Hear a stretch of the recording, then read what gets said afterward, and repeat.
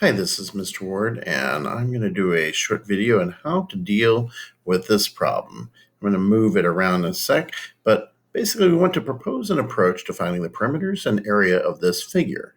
And you may assume that all the round parts are semicircles. I'm going to scroll down a little bit so all this stuff down here isn't in the way. So we have we're supposed to figure out the perimeter and the area. Now, let's start off with the area. The area is fairly straightforward. We've got, basically, we need to find the area of a semicircle. So we want to find the area, the area of, that's supposed to be an A, of a semicircle, so big semicircle. And then this part and this part cancel out. So we can imagine this being moved over here. And then we have almost a full semicircle, but we got to cut out this third of a semicircle. So minus a semicircle that has 1/3 the radius. So minus small semicircle area. Okay, so now the area of a circle is, of course, pi r squared. So we're going to start off with pi r squared. So this is dealing with the structure. Now, you may be tempted to figure out what is half of 17.3 and go through all that. I recommend strongly first doing some setup because you're going to have much less calculation to do if you do that. So I've got pi r squared, and that's going to be over 2. But in fact, both of these are going to be over 2. So I'm just going to put the whole thing over 2. So that's going to be minus pi. Okay. And instead of r, I've got 1/3 of r. So it's going to be pi r over 3 squared, because the radius is 1/3 of the radius of the big one. So what I'm setting up is everything to be in terms of the big circle's radius, which is ultimately going to be half of 17.3. So at this point, I'm going to start simplifying this. I've got an r here, I've got an r here, and this here, let me grab my eraser. This r squared, it's r over 3 squared, is going to end up becoming r squared over 9, because 3 times 3 is also getting squared. The denominator is. So I've got pi r squared minus pi r squared over 9. All right, and now I want to get a common denominator. So I'm going to multiply this one by 9 over 9. And when I do all that, I'm now going to have 9 pi r squared over 9 minus 1 pi r squared over 9, which means I'll have 8 pi r squared over 9 over 2. And since that is over 2, this is getting halved. So this 8 will end up becoming a 4. So I'm going to erase the 8. And I'm also going to erase the denominator because I don't need it anymore if I'm accounting for it by making the 8 a 4. And now I've got this little fraction. And I'm going to neaten it up a little bit more. It's just going to be 4/9 pi times r squared.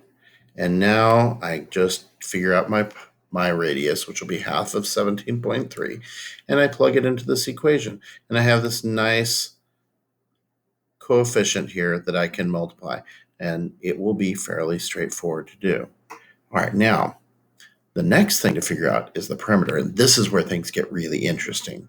So I'm going to erase all my stuff here. Okay, so all that goes away. And I'll leave it to you to calculate what the area is. And I'm going to leave just this area equation over here. So the area, actually, I'm going to put the area equation up here. So I'm going to erase that area equation. It's 4/9 pi r squared. I'm just going to leave it up in the corner for us to work with later if we need to. So area is going to equal 4/9 pi r squared.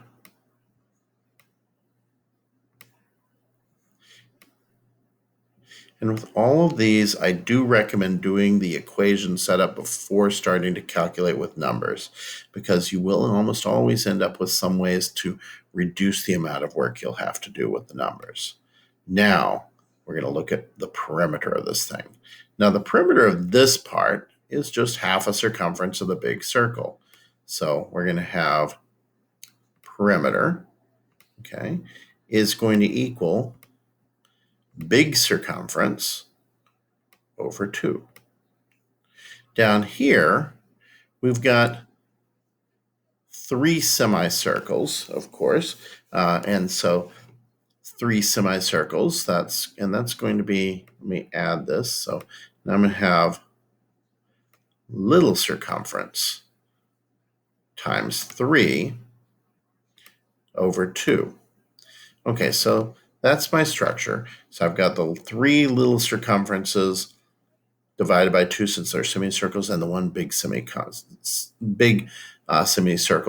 circumference of the whole circle divided by 2. So let's work out what this looks like. So this circumference is going to simply be 2 pi r. Okay, 2 pi r. You can also do pi times diameter. I'm going to use 2 pi r. And then we're going to divide that by 2. And you immediately notice that's going to go away. We'll deal with that in a second. Now over here, these 3 little ones, their radius is 1/3 of the radius of the big one. So that's going to be 3 times 2 pi r over 3, because the radii are 1/3 of the big one, all over 2. Now, we're going to now simplify things. The 2 and the 2 go away. This 3 cancels with this 3, so this 3 goes away. And this 2 cancels with this 2, like that. And now we're left with pi r times pi r plus pi r. And that's just going to be 2 pi r. So it turns out that the perimeter of this here equals the perimeter of this here. And together, they make the perimeter you would get for a complete circle of this size. So that's just 2 pi r. Now, that raises some interesting questions. What if we were to draw these a little different? Maybe we doubled these little curves, okay? I'm not doing a perfect job, but basically we doubled that. Now we've got 6 circles.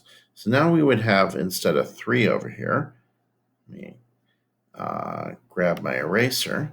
Now instead of 3 here, we're going to end up with, we're going to have 6 semicircles. 1, 2, 3, 4, 5, 6. Okay, and it's going to be 6 times 2 pi r, but the r is now 1/6. So 6 times 2 pi r over 6, because the r is 1/6. And then since they're semicircles, we divide by 2. We once again are going to cancel the 6's. They're going away. And we're canceling the 2. And we end up with pi r again. So put it together, we end up with 2 pi r. Now I could go even further. Let us imagine that I made 1,000 little semicircles here. So squiggle, squiggle, squiggle, squiggle, squiggle, 1,000 little semicircles through here. And if I did that, then this equation would become this. Clean up all that. Okay, so the big one is going to stay the same. But now I'm going to have 1,000 semicircles, okay? So times 2 pi And the radius is going to be r over 1,000. I've run out of room, so I'm putting it here. I may have a hard time making that last zero. And the whole thing is divided by 2. So once again, the 1,000 and the 1,000 go away. And the 2 and the 2 go away. So if I had 1,000 little semicircles squiggling along here, I would still end up with pi r here, and I would still end up with 2 pi r. So I could have a trillion little microscopic semicircles. It would look like a straight line here, but the length across here is going to equal the length around here. And so I strongly counsel you to take the time to work out the equations before plugging in the numbers, because it can reveal amazing stuff. I could put quadrillion, I could put sextillion, I could put septillion, octillion, decillion, little tiny semicircles across here. There is really no limit how many semicircles I could squeeze in here. It would always end up, even though it would look like a straight line, it would be the same distance along all those squiggles as is around this nice curve of half of a circle. That's the big idea I wanted you to take away from this. And that's a good place to stop.